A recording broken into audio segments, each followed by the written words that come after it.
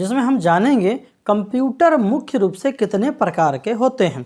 आज जो आप कंप्यूटर देख रहे हैं ये सीधे सीधे आपके पास नहीं आया है, इससे पहले भी बहुत सारे कंप्यूटर बने हैं और इससे कई सारे बड़े बड़े भी कंप्यूटर हैं। यानी आज का हमारा टॉपिक हो गया टाइप्स ऑफ कंप्यूटर, यानी कंप्यूटर के प्रकार। अगर हम बात करें तो कार्य प्रणाली के आधार पर, कार्य प्रणाली का मतलब होता है कि कंप्यूटर का जो जेन्युइन लाइफ में जो हमेशा एक तरह का जो कार्य होता है, यानी कि ऐसा कार्य जो आप जो कंप्यूटर चलाते हैं ये कंप्यूटर नहीं करके कोई छोटा मोटा डिवाइस लगा दिया जाता है, ठीक है, और वो कंटिन्यू एक ही तरह का काम बार बार करता रहता है। आगे हम आपको उदाहरण में समझाते हैं। तो आइए जानते हैं कि कार्य प्रणाली के आधार पे कंप्यूटर कितने प्रकार के होते हैं। तो कार्य प्रणाली के आधार पे कंप्यूटर मुख्य रूप से 3 प्रकार के होते हैं। जो सबसे पहला होता है उसे हम कहते हैं डिजिटल कंप्यूटर। क्या बोलेंगे? Digital computer. दूसरा होता है एनालॉग कंप्यूटर। क्या बोलेंगे? Analogue computer. और जो तीसरा होता है उसको बोलते हैं हाइब्रिड कंप्यूटर।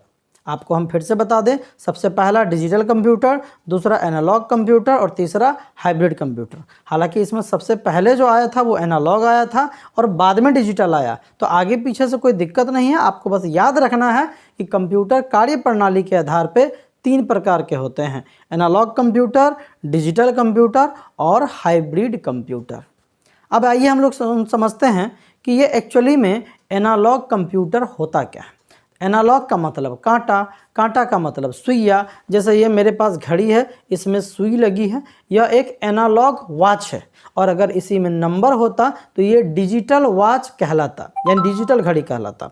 यानी कि इस पूरे वर्ल्ड में जितने भी ऐसे डिवाइस हैं जिसके अंदर क्या लगे हुए हैं, कांटा लगा हुआ है, ठीक है, और वो कांटा जो है अपने अनुसार जब उसकी ज़रूरत होती है तो उसको वर्क करता है। और याद रखिए, जो कि एनालॉग कंप्यूटर होता है उसमें जो भी सूचनाएं होती है वो संकेत के रूप में होती है और हमेशा बदलते रहती है।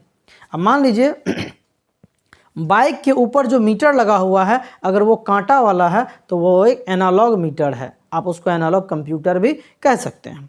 अब मान लीजिए आपके पास एक थर्मामीटर है जिसमें डिजिट वाला कोई भांज नहीं है, उसमें क्या है, पारा चलता है। जब भी आप बुखार नापते हैं तो उसका पारा चढ़ जाता है। आप एक अंदाज़ लगा सकते हैं कि उसमें 97 या 98 के बीच है, आप एक्यूरेट नहीं कर पाते हैं उसको, वो भी क्या है, एनालॉग है। अब किसी को मान लीजिए किसी को ब्लड प्रेशर नापना है तो ब्लड का मशीन में जो है कांटा वाला भी होता है, पारा वाला भी होता है और नंबर वाला भी होता है। तो पारा वाला और नंबर वाला, पारा वाला और कांटा वाला जो हुआ उसको बोलेंगे हम एनालॉग कंप्यूटर या एनालॉग मशीन आप बोल सकते हैं।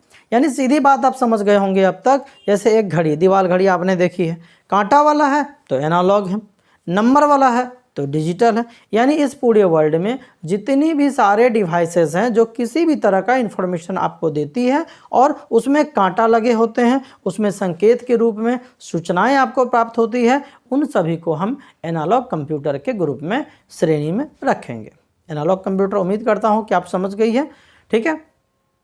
उसके बाद आता है आपका डिजिटल कंप्यूटर। डिजिट यानी नंबर, यानी जिस भी डिवाइस में नंबर की सहायता से कैलकुलेशन होगा, काउंटिंग होगा, सूचनाएं मिलेंगी और जो सूचनाएं होंगी वो एक्यूरेट होंगी, अच्छी तरह से आपको मिलेंगी, जो भी होगा एग्जैक्ट मिलेगा, उन सभी को हम कहेंगे डिजिटल कंप्यूटर।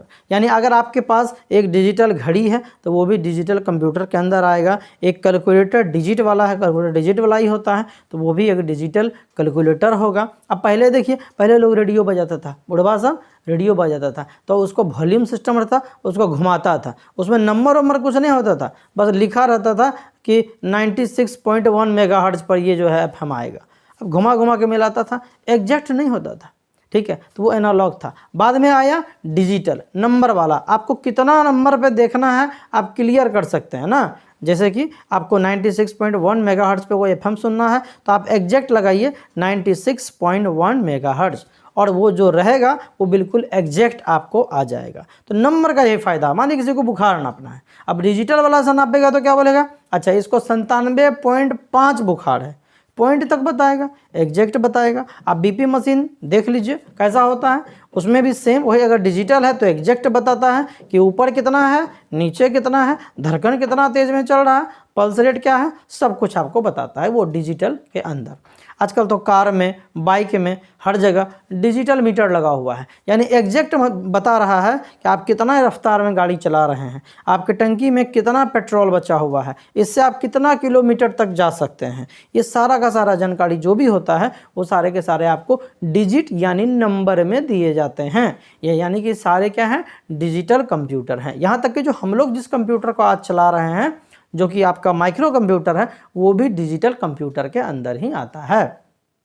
ठीक है, नेक्स्ट पॉइंट जो हमारा है वो है हाइब्रिड कंप्यूटर। हमने पहले ही बताया, और डिजिटल भी होगा और एनालॉग भी होगा, दोनों को जब मिक्स करके एक तीसरे कंप्यूटर का निर्माण करेंगे तब वो कहलाएगा हाइब्रिड कंप्यूटर। हाइब्रिड कंप्यूटर का प्रयोग ज़्यादातर जो है आपको हॉस्पिटल में, जैसे ईसीजी की मशीन वगैरह होती है, आदमी कैसे मरेगा, हुकुर हुकुर हुकुर चलता, सीरियल धारावाहिक फिल्म सब में देखे होंगे, हॉस्पिटल में लगा रहता बड़ा सा मॉनिटर जैसा, और आप देखिए उसमें ऐसे करके पल्स रेट वगैरह बताता है, साथ में नंबर वगैरह भी चलते रहता है, और जब आदमी मर जाता है तो वो जो लाइन है वो बिल्कुल सीधा हो जाता है।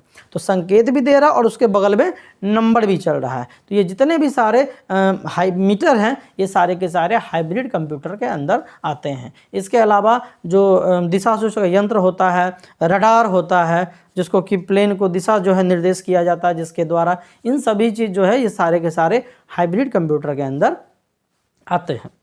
ये तो आपका था कार्य प्रणाली के आधार पे कंप्यूटर कितने भाग में बांटा गया है, 3 भाग में। अगेन आप याद रखिए, डिजिटल कंप्यूटर, एनालॉग कंप्यूटर, और जो तीसरा रहेगा वो रहेगा हाइब्रिड कंप्यूटर।